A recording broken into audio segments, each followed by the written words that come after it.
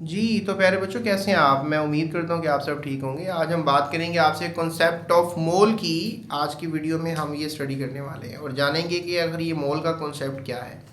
देखिए प्यारे बच्चों, मोल बेसिकली एक अमाउंट ऑफ सब्सटेंस को कहते हैं। कोई भी सब्सटेंस कितना है उसको हम कहते हैं। और उसमें बहुत सी एलिमेंट्री एंटिटीज़ होती हैं, एटम्स वगैरह हो गए। मतलब आप अगर दर्जन के लफ्ज़ को जानते हैं तो आज की क्लास के बाद आप मोल के लफ्ज़ को भी जान लें। अगर दर्जन में 12 पीसीज होते हैं तो फिर मोल में जो है वो एवोगैड्रोस नंबर, यानी कि हमने इस नंबर को अहमियत दे दी है, दैट इज़ 6.02 × 10⁻23 इतने पीसीज होंगे। अगर आपके पास मोल है तो आपके पास बहुत बड़ा नंबर है, और ये बहुत बड़ा नंबर बहुत छोटे पार्टिकल्स की कैलकुलेशंस के लिए यूज़ किया जाता है, जैसे कि एटम्स, जैसे कि मॉलिक्यूल्स, जैसे कि फार्मूला यूनिट्स। मतलब छोटे छोटे से एक इटालियन साइंटिस्ट था अमीडो एवोगैड्रो, उसने हमें ये रहा ज़मीन पर 1776 से 1856 तक। तो इसने बेसिकली हमें इस आइडिया से रोशनास करवाया कि भाई जिन पार्टिकल्स को नहीं देखा जा सकता, अगर उनकी कैलकुलेशंस करनी है तब उनके पार्टिकल्स को गिनना और समझना ज़रूरी है। तो इसी तरह से अगर आप अब इस आइडिया को लेकर चलेंगे आगे, तो 1 मोल ऑफ कार्बन का मतलब है इतने atoms. 1 mole of water molecules का मतलब है कि आपके पास इतने मॉलिक्यूल्स। और 1 मोल ऑफ यूनिट्स का मतलब है कि आपके पास इतने फार्मूला यूनिट्स। ठीक है, ये आपको पता होना चाहिए। उसके बाद 1 मोल ऑफ सोडियम आयंस की अगर बात करें तो इतने आयंस आपके पास होंगे। मतलब नंबर सबके अंदर क्या है, सेम है, बस आप ये टर्मिनोलॉजी डिफरेंट कर रहे हैं। एटम्स ले रहे हैं, एटम से बनते हैं मॉलिक्यूल्स, फिर ये मेटल नॉन मेटल से बनते हैं फार्मूला यूनिट्स। और आयंस आपको पता है कि एटम को ही कहते हैं, अगर एटम में से इलेक्ट्रॉन निकल जाए या अंदर आ जाए तो वो आयंस बन जाते हैं। तो ये स्टोरी है। तो mole is basically the calculation of substance. शुरू में बताया ना, it is basically amount of substance. ठीक है, तो अब बेसिकली आपको बताना मैं ये चाह रहा हूँ आज की क्लास में कि मोल क्या है, इसका कॉन्सेप्ट क्या है। तो अगर लेट्स से दैट कि अगर आप इतने एटम्स का वज़न पता कर लें किसी तरह से, तो वो होगा मोलर मैस। अब आप कहेंगे सर इतने छोटे से एटम्स हैं, उनको फिर गिनना और उनका वज़न कैसे मालूम कर सकते हैं। तो बहरहाल हमने इसका जो है वो कंपैरिजन से ही वज़न सोच लिया हुआ है, और हमने आपको याद करने के लिए डाटा दे दिया हुआ है कि आप ये याद करें।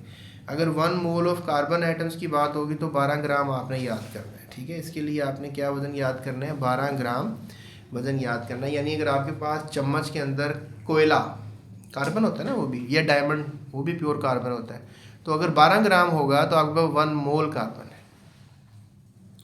अगर कार्बन डाइऑक्साइड आपके पास 44 ग्राम है, आपको पता है गैस है, आप निकालते हैं बॉडी से बाहर, तो आपके पास 1 मोल है। तो 1 मोल इज़ बेसिकली जो एटम के वजन को प्लस कर लेंगे तो 1 मोल बन जाएगा। कैल्शियम आपको पता है 40 होता है, ऑक्सीजन 16 होता है, 40 और 16 56 होता है।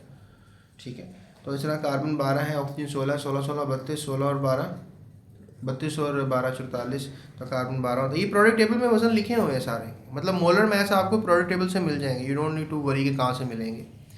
तो कार्बोनेट की तरफ आ जाएं, ये आयनिक मैस है, तो 1 मोल का वज़न इतना होगा, that is going to be something like 60।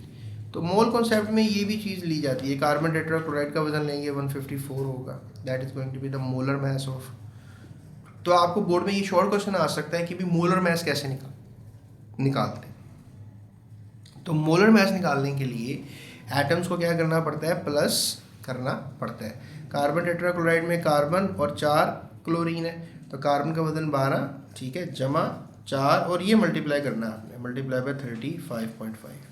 तो इनको जब आपस में हल करेंगे, जैसे कि इसने किया हुआ है यहाँ पर, ये देख सकते हैं, that is going to be something like 154 gram per मोल।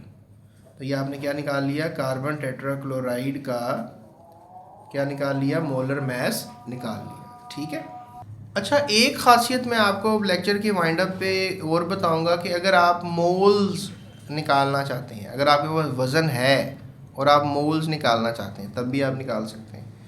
मतलब आपके पास अब 12 ग्राम अगर कार्बन है, ठीक है, तो डेफिनेटली आपको जो वज़न पता है वो आपको पता है 12 ग्राम, और मोलर मैस क्या है 12 ग्राम, 12/12 क्या 1 हुआ।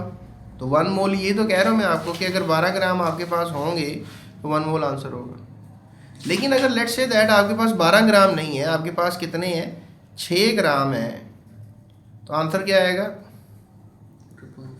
यानी कि आपके पास हाफ मोल हुआ ना।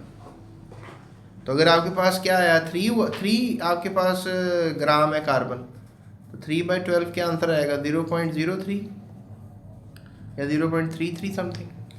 तो आपके पास 0. या 2.225 लगा लें कैलकुलेटर से, तो एग्जैक्ट आ जाएगा ना 0.25। तो आपके पास 0.25 मोल्स हैं। अगर आपके पास 6 ग्राम है तो आपके पास 0.5 मोल्स हैं। अगर आपके पास 12 ग्राम पूरे हैं तो आपको 1 मोल है। तो अगर आपके पास 24 ग्राम कार्बन है तो आपके पास 2 मोल्स हैं। तो मतलब मोल्स बेसिकली बताते हैं कि कितना वज़न है आपके पास। मतलब आप मोल्स की मदद से वज़न को कैलकुलेट कर सकते हैं। That is the beauty. तो आप देखो यहाँ पर ये है कॉन्सेप्ट ऑफ मोल के भाई नंबर ऑफ मोल, अब गिवन मैथ 12 है और मोलर मैथ 40 है, तो 0.5 मोल निकला है। किसका निकला है, सोडियम हाइड्रोक्साइड का।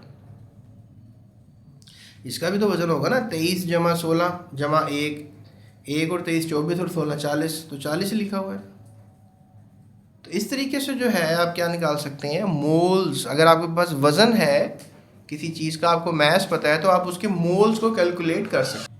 तो यहाँ पे हमारे पास जो है HCl है, ठीक है। HCl 0.5 मोल जो है, अगर आपने कैलकुलेट करना है मैस, तो इसको आप कैसे करेंगे। अब देखें आपके पास HCl का मोलर मैस क्या है। आपके पास मोलर मैस है 135.5, ये हो गया 36.5। एग्री, 36.5, तो ये 1 मोल का वजन है। क्या ख्याल है, आपके पास तो 1 मोल है ही नहीं, 0.5 मोल है, तो अब फिर इसका हाफ हो जाएगा ना। कैसे हाफ करोगे, यानी कि 0.5 को मल्टीप्लाई कर दोगे मोलर मैस से, आपके पास मोल्स पता लग गया, ठीक है। हाफ ही हो गया ना, 36.5 का हाफ ही हो गया 18.3। इसी तरह से मैग्नीशियम सल्फेट की एग्जांपल आप कर लें, तो आपने क्या कैलकुलेट करना है, मैस कैलकुलेट करना है इतने मोल्स का, यानी कि मोल्स की वैल्यू गड़बड़ा गई है। 1 मोल और 2 मोल या 0.5 मोल की बात ही नहीं हो रही है, अब तो बात हो रही है 10⁻³ मोल्स की। तो रूल्स तो वही रहेंगे ना। तो लेट्स से दैट आपने क्या कैलकुलेट करना है, मैस। आपको क्या बताया जा रहा है, मोल। तो मैस के लिए क्या फार्मूला लगेगा, मैस के लिए फार्मूला ये लगेगा कि आप क्या करेंगे, आपके पास जो मोलर मैस है उसको आप मल्टीप्लाई कर देंगे।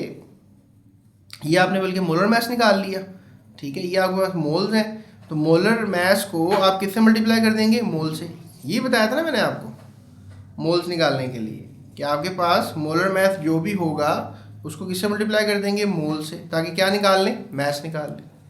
तो इस तरह से आप फिर यहाँ पर भी मोल्स कैलकुलेट कर पाएंगे, जो कि आपने करना था, calculate the mass of this much moles of. अब मैस जो है वो क्या निकल आया, ये मोल्स नहीं है, मैस है, दैट 0.12 ग्राम्स। यानी इतने अगर आपके पास मोल्स होंगे तो उसके इतने ग्राम्स आपके पास होंगे।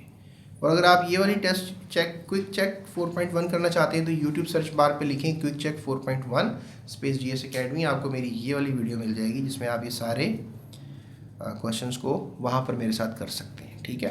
तो ये थी मेरी आज की वीडियो, जिसमें मैंने आपको सिखाया था कॉन्सेप्ट ऑफ मोल। अब हम बेसिकली मोल का ताल्लुक और पढ़ेंगे मोलर मैस से, मोल से, एवोगैड्रो नंबर से, ताकि आप इसको भी समझ जाएं कि कॉन्सेप्ट ऑफ मोल अगर आता है तो उससे आगे वाली सीढ़ी पे भी हम चढ़ सकते हैं, ठीक है। उससे आगे आइडियाज़ को भी ले सकते हैं।